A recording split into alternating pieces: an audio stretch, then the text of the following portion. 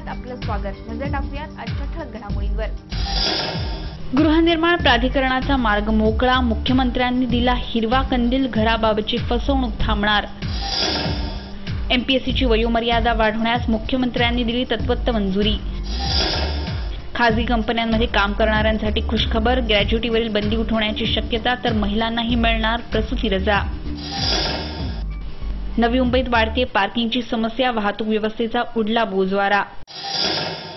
Smart सिटीबाबत पत्रकारांशी सुसंवाद, प्रेझेंटेशनद्वारे smart सिटीच्या आव्हानांवर टाकला प्रकाश। सीबीडी पोलिसांची प्रॉपर्टी एजंट समवेत बैठक, एजंट्सना दिल्या महत्त्वपूर्ण सूचना। पुन्हा एकदा स्वागत। नवी मुंबई स्मार्ट सिटीकडे वाटचाल करताना पत्रकारांच्या सूचना व संकल्पना जाणून घेण्यासाठी माहितीपर सुसंवादाचं आयोजन करण्यात आलं होतं। या सुसंवादात पालिका आयुक्त दिनेश वाघमारे यांच्या प्रमुख उपस्थितीत स्मार्ट सिटीबाबत प्रेझेंटेशन सादर करून विविध बाबींवर प्रकाश टाकण्यात आला। स्मार्ट सिटी अंतर्गत पत्रकारांशी संवाद साधण्याकरिता महानगरपालिकेच्या स्थायी समिती सभागृहात माहितीपर पत्रकार परिषदेचं आयोजन करण्यात आलं होतं। या सुसंवादामध्ये पालिका आयुक्त दिनेश वाघमारे यांच्या विशेष उपस्थितीत मुख्य शहर अभियंता मोहन डगावकर यांनी स्मार्ट सिटीबाबत एक माहितीपट सादर केला। यामध्ये स्मार्ट सिटीसाठी पालिकेच्या सकारात्मक बाबींसोबत महापालिकेपुढे असलेल्या आव्हानांवर प्रकाश टाकण्यात आला। या आव्हानांमध्ये प्रामुख्याने public transportation, parking, citizen safety यांसारख्या समस्यांचा समावेश आहे। स्मार्ट सिटीच्या अनुषंगाने केंद्र सरकारद्वारे देण्यात आलेल्या 24 तरतुदींचा समावेश करणं अनिवार्य असल्याचंही डगावकर यांनी सांगितलं।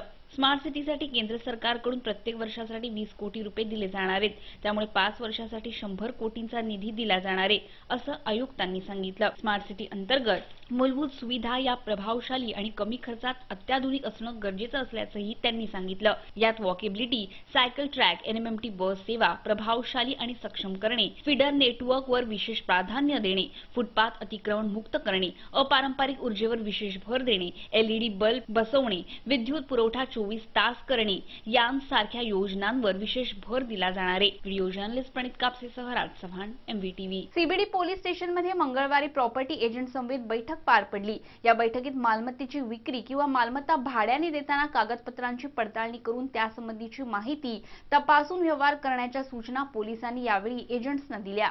सीबीडी पोलीस स्टेशनमध्ये मंगळवारी प्रॉपर्टी एजंट समेत पोलिसांची महत्त्वपूर्ण बैठक पार पडली। या बैठकीत एखाद्या मालमत्तेची विक्री करताना किंवा मालमत्ता भाड्याने देताना कागदपत्रांची पडताळणी करावी असं आवाहन वरिष्ठ पोलीस निरीक्षक मीरा बनसोडे यांनी यावेळी उपस्थित प्रॉपर्टी एजंट्सना केलं। त्याचप्रमाणे मालमत्तेसंबंधीची माहिती तपासूनच प्रॉपर्टीचे व्यवहार करावेत अशा सूचनाही त्यांनी एजंट्सना केल्या। नवी मुंबई परिसरात मोठ्या प्रमाणात गुन्हेगारी वाढली असून कोणताही अनुचित प्रकार घडू नये म्हणून पोलिसांकडून आवश्यक सर्व खबरदारी घेतली जात आहे। त्या पार्श्वभूमीवरच या बैठकीचं आयोजन करण्यात आलं होतं। व्हिडिओ जर्नलिस्ट सूरज कांबळेसह राज चव्हाण, एमव्हीटीव्ही। राज्यात घरांच्या बाजारात ग्राहकांच्या होणाऱ्या फसवणुकीला चाप लावण्यासाठी व गृहनिर्माण उद्योगावर नियंत्रण ठेवण्यासाठी महाराष्ट्र गृहनिर्माण कायदा 2012 या कायद्याअंतर्गत गृहनिर्माण नियामक प्राधिकरण आणि गृहनिर्माण नियामक लवाद स्थापन करण्याचा मार्ग अखेर मोकळा झालाय। मुख्यमंत्री देवेंद्र फडणवीस यांनी याविषयीच्या प्रस्तावाला नुकताच हिरवा कंदील दिलाय। राज्यात घरांच्या बाजारात ग्राहकांच्या होणाऱ्या फसवणुकीला चाप लावण्यासाठी आणि गृहनिर्माण उद्योगावर नियंत्रण ठेवण्यासाठी महाराष्ट्र गृहनिर्माण कायदा 2012 या कायद्याअंतर्गत गृहनिर्माण नियामक प्राधिकरण आणि गृहनिर्माण नियामक लवाद स्थापन करण्याचा मार्ग अखेर मोकळा झालाय। मुख्यमंत्री देवेंद्र फडणवीस यांनी याविषयीच्या गृहनिर्माण विभागाच्या प्रस्तावाला नुकताच हिरवा कंदील दिलाय।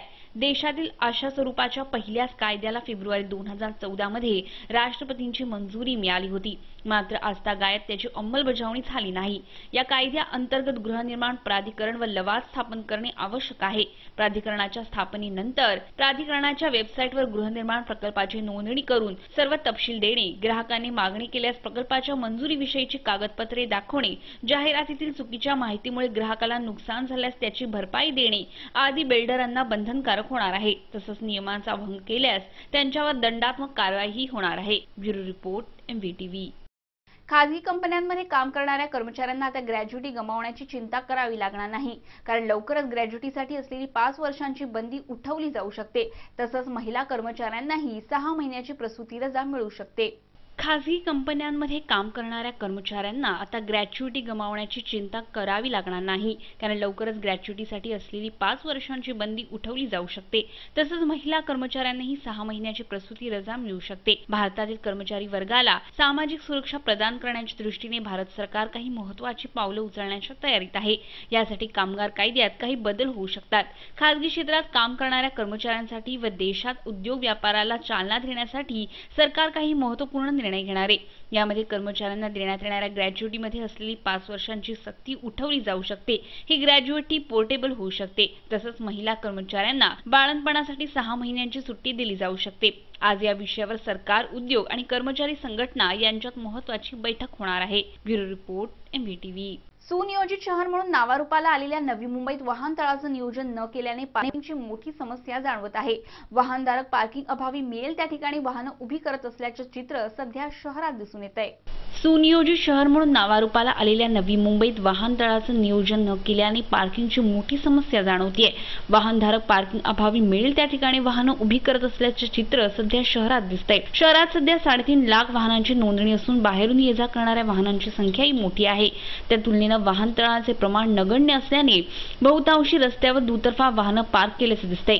एकंदरीत शहरातील वाहतूक व्यवस्था कोलमडली असून वाहनांची वाढती संख्या लक्षात घेता पार्किंगची समस्या भविष्यात आणखी गुंतागुंतीची होऊ शकते. त्यामुळे सिडको व पालिका प्रशासनाने वेळीच याची दखल घेणं अत्यावश्यक आहे. Video journalist Suraj Kamble, MVTV. राज्य लोकसेवा आयोगासाठी उमेदवारांची वयोमर्यादा वाढवण्यास मुख्यमंत्री देवेंद्र फडणवीस यांनी तत्वत मान्यता दिली आहे. फौजदारासाठी 28 वर्ष वयाची मर्यादा 33 वर्ष तर अन्य पदांसाठी 35 वर्षाची वयोमर्यादा 40 वर्ष करण्याची मागणी असून यासंबंधीचे आदेश डिसेंबर अखेरपर्यंत काढण्यात येणार आहेत. राज्य लोकसेवा आयोगासाठी उमेदवारांची वयोमर्यादा वाढवण्यास मुख्यमंत्री देवेंद्र फडणवीस यांनी तत्वत मान्यता दिली आहे. फौजदारीसाठी 28 वर्ष वयाची मर्यादा 33 वर्ष तर अन्य पदांसाठी 35 वर्षाची वयोमर्यादा 40 वर्ष करण्याची मागणी असून यासंबंधीचे आदेश डिसेंबर अखेरपर्यंत काढण्यात येणार आहेत. वयोमर्यादा कमी असल्यामुळे अनेक तरुणांची शासकीय नोकऱ्यांमध्ये येण्याची संधी चुकते.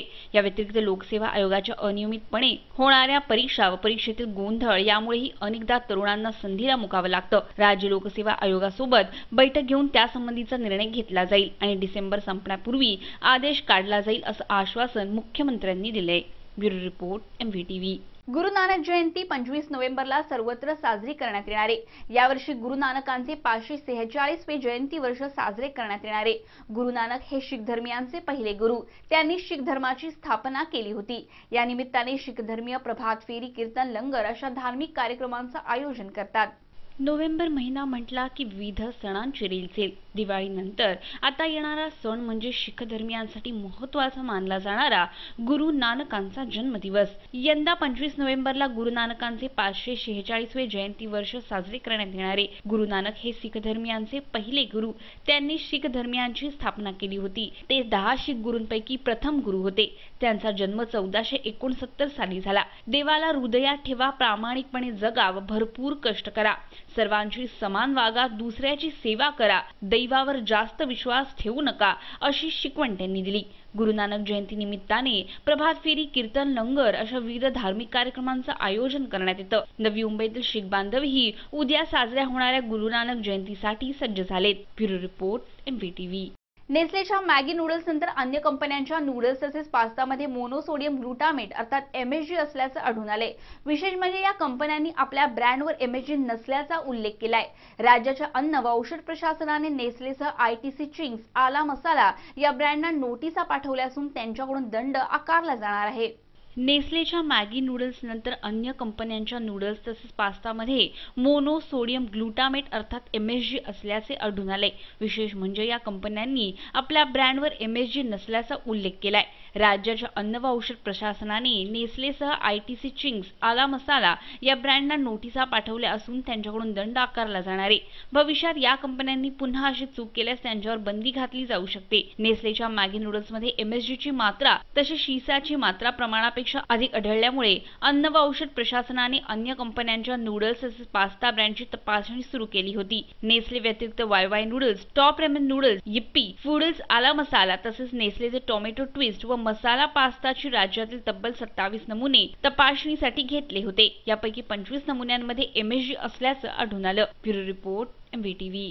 उद्या आहे कार्तिक पौर्णिमा। ही पौर्णिमा त्रिपुरारी पौर्णिमा म्हणून साजरी केली जाते। या दिवशी घराबाहेर व देवळातही दिव्यांची आरस करून व नदीत दीपदान करून लोक आनंदोत्सव साजरा करतात।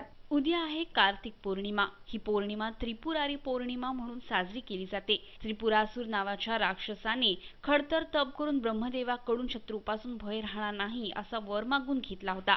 या वरामुळे उन्मत्त होऊन तो सर्व लोकांना व देवांना सुद्धा खूप त्रास देऊ लागला। त्रिपुरासुराची 3 नगरं असून त्यांना अभेद्य तट होता, त्यामुळे देवांनाही त्याचा पराभव करता येईना।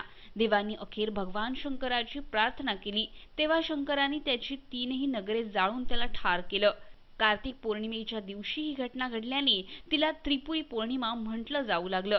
या दिवशी घराबाहेर व देवळातही दिव्यांची आरस करून व नदीत दीपदान करून लोक आनंदोत्सव साजरा करतात। Bureau report, MVTV। आता हस्तलिखित पासपोर्ट मंगळवारपासून इतिहास जमा होणार आहे। जगातील दहशतवादासमवेत विविध सुरक्षा कारणास्तव आता केवळ इलेक्ट्रॉनिक पासपोर्टच सर्व देशात स्वीकारले जाणार आहेत। आता हस्तलिखित पासपोर्ट मंगळवारपासून इतिहास जमा होणार आहे।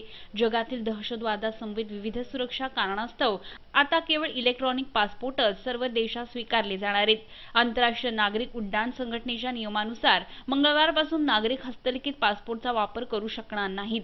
तसंच यावर व्हिसाही जारी करण्यात येणार नाही। हा पासपोर्ट आपोआप रद्द होणार आहे। पासपोर्ट विभागाने हस्तलिखित पासपोर्ट इलेक्ट्रॉनिक पासपोर्टमध्ये बदलण्यासाठी विशिष्ट कालावधी दिला होता। यासाठी कोणतेही शुल्क आकारलं जाणार नव्हतं, पण आता बदल करण्यासाठी शुल्क आकारलं जाणार आहे। Bureau report, MVTV। MVTV वृत्तवाहिनीवरील बातम्या आता तुम्ही media.mvtv या YouTube-वरील लिंकवरही पाहू शकता किंवा तुम्ही आम्हाला 27571494 या दूरध्वनी क्रमांकावर संपर्कही करू शकता। तुम्हाला काही प्रतिक्रिया द्यायच्या असतील तर mvtvnews@gmail.com वरही तुम्ही कळवू शकता। आजच्या बातमीपत्रात इतकंच। पुन्हा भेटूया पुढच्या बातमीपत्रात। तोपर्यंत नमस्कार।